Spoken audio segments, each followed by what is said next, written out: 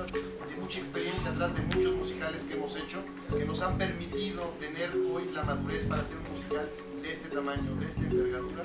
Y después no se habían dado las fechas, o porque estaban en algún otro país produciendo la obra, o porque nosotros teníamos una obra montada, y finalmente y felizmente se dieron la coincidencia de estrenar un teatro nuevo, prácticamente un teatro diseñado para Rey León. Ya les platicaremos la anécdota, y eso hizo posible que finalmente estuviera el León.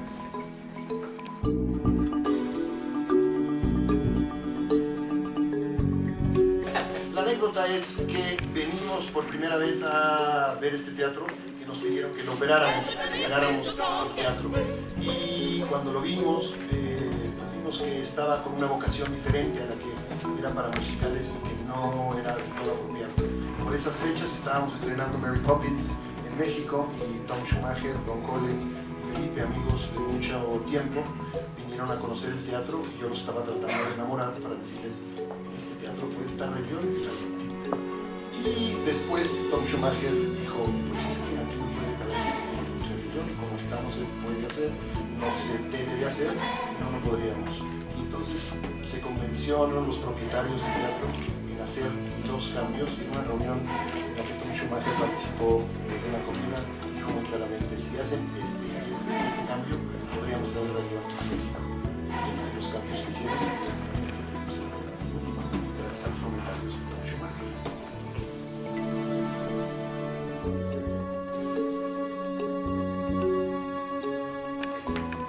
Well, yesterday I spoke to a couple hundred phenomenal students at the university. Smart, hungry, inteligentes, passionate about art, apasionados. theater, film, and that just makes my heart grow. It's a wonderful. I've worked here. This is the third time I've worked in Mexico. I did Primera and I've worked on montaje. And I find the young people to be just thrilling because they really want to be a part of something new and a very philosophical and just talented. So that was great. That's not the same as the audience. We're looking forward to tonight's audience and the rest because it will be anybody.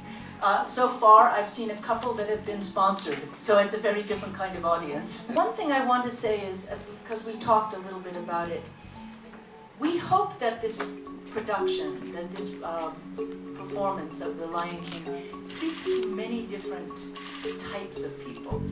That it's not for the rich, it's not for the poor, it's not for children, it's not for, it really is for everybody without being generic. I don't know. And that's the most difficult thing when she asked, what is difficult? It's to be able to create something that is sophisticated.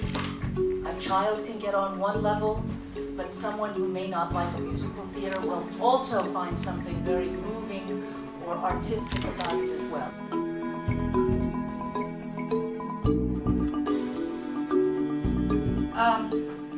In every production that we do around the world, we find things that can be localized.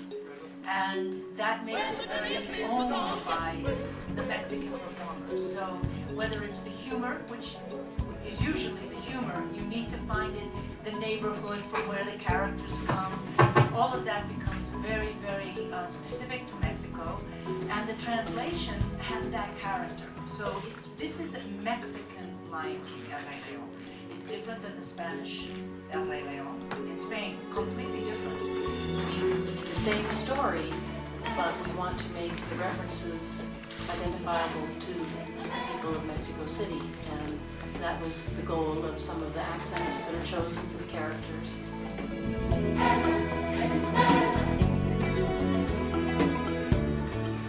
Not for me.